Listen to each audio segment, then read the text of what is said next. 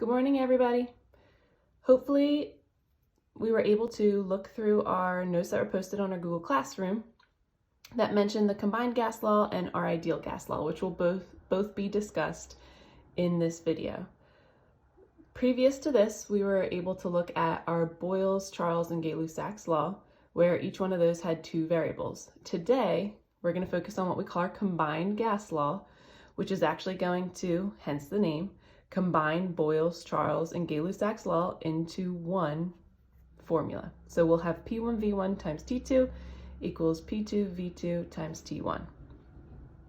With Boyle's, Charles, and Gay-Lussac's law, we always had one of those variables being held constant, whether it was pressure, volume, or temperature, depending on which gas law it was. In the combined gas law, all of these variables are going to be changing. So we're going to look at a first example together. A 500 milliliter sample of oxygen gas at a temperature of negative 50 degrees Celsius has a pressure of 800 millimeters of mercury. What will the new pressure be in PSI if the temperature is raised to 100 degrees Celsius and the volume expands to 700 milliliters? So for pressure and volume, just like with Boyle's, Charles, and Gay-Lussac's law, it doesn't matter what our units are as long as they agree. For temperature, it must be in Kelvin. Always, always, always. So as we read through this question, it tells us we have a 500 milliliter sample. I'm going to go ahead and write that in for our V1 of oxygen gas at a temperature of negative 50 degrees Celsius. That's our initial temperature, so I'm going to put that down here under T1. And it has an initial pressure of 800 millimeters of mercury. What will the new pressure be? Okay, so I'm looking for new pressure in PSI. If the temperature is raised to 100 degrees Celsius, so that's going to be my T2. And it expands to 700 milliliters. That's going to be my V2. So what we have right now are all of our givens. If we look at our first P1, it's in millimeters of mercury, which is fine, but if we look at the question, it does tell us it wants our final answer in PSI. So I'm going to go ahead and convert this into PSI using our conversion factors up here. In order to get rid of millimeters of mercury, I'm going to have to know that 760 millimeters of mercury are equal to 14.7 psi. So 760 mmHg will go in the denominator, so units can factor out. And we know that this 760 mmHg equals 14.7 psi.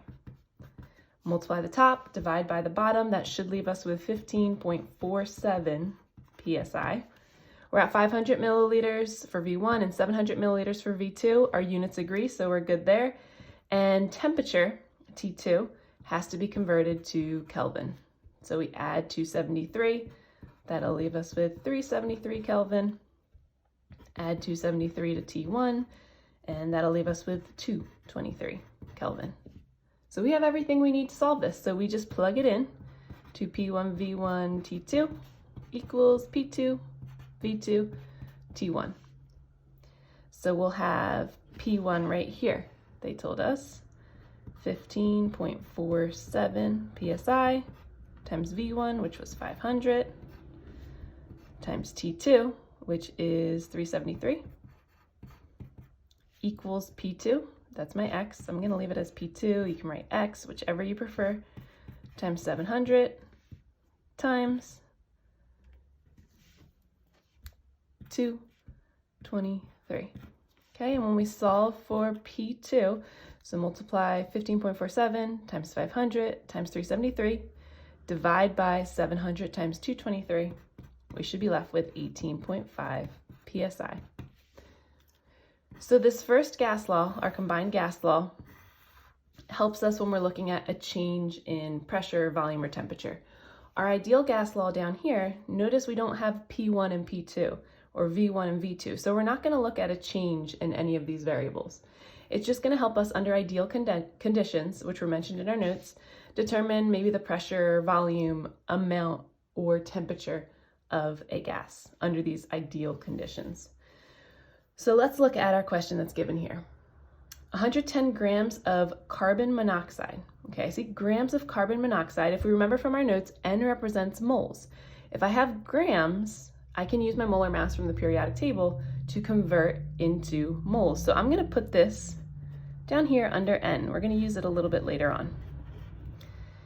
At a pressure of 35.4 inches of mercury,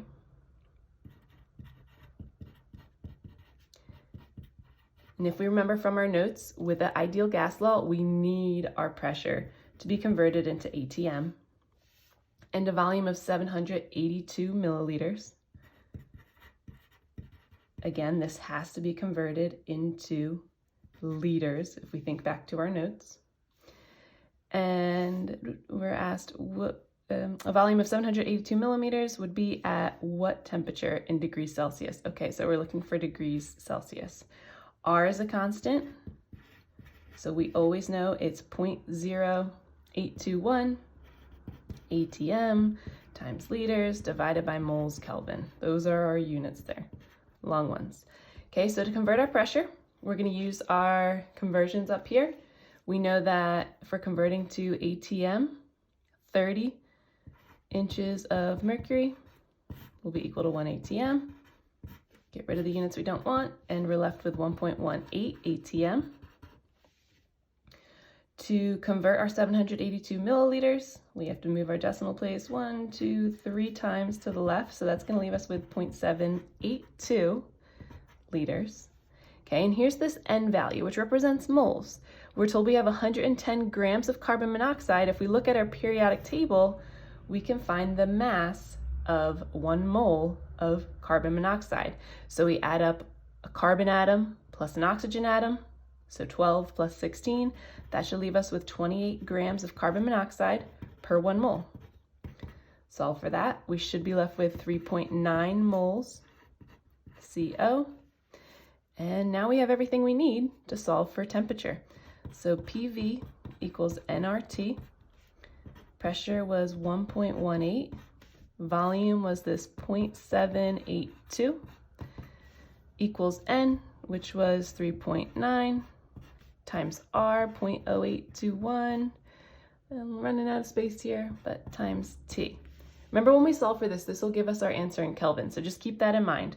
When we solve for T, that's going to leave us with 2.88 Kelvin. To get to Celsius, we're going to use our conversion factor up here. We subtract 273. So minus 273, that should leave us with our temperature of this gas at negative 270 degrees Celsius.